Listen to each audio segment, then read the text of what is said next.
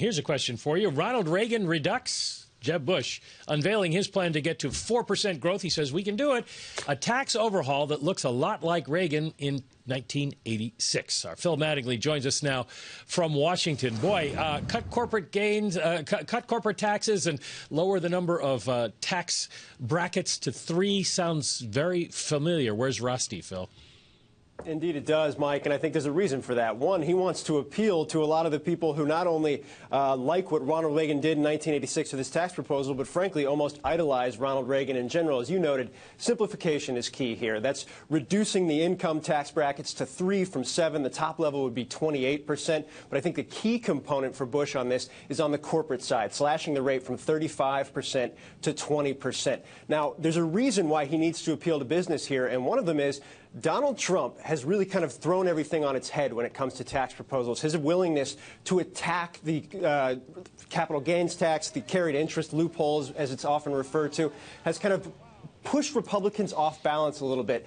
As such, Jeb Bush making very clear in a Wall Street Journal editorial this morning that he is attacking K Street, lobbyists, and loopholes in his tax plan, eliminating tax loopholes. One of the key components of this plan, one of the things he's attacking, carried interest. And so that's a new thing for a Republican, and one thing that you wouldn't necessarily expect from somebody like Jeb Bush. It's not a big revenue raiser, though. It's one of those straw men that's been out there for years and years and years. How much support is there among Republicans for doing the kind of things that Jeb is talking about?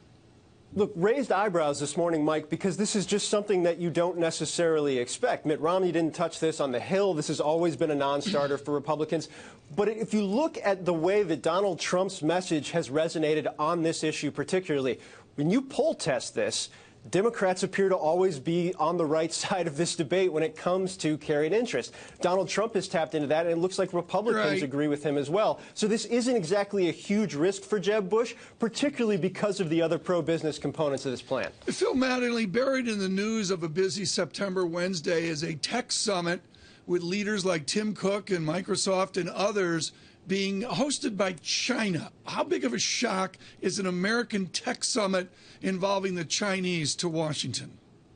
Administration officials aren't happy about it. The gamesmanship when it comes to cyber, look, let's track it back a little bit, Tom. In 2013 at Sunnylands, when Xi Jinping had his first visit to the United States, President Obama made very clear that cyber, behind the scenes, this is according to aides, Tom, that cyber attacks, cyber espionage coming from China were a major, major problem from the U.S. After that meeting, there was a brief reduction, and then it ramped back up again. In 2014, the U.S. Justice Department brought charges against 4 People's Liberation Army members for cyber espionage. After that, attacks started to reduce again. This is the gamesmanship back and forth, and China is trying to get an edge in front of that visit from Xi Jinping. Okay, Phil Mattingly, thank you so much in Washington.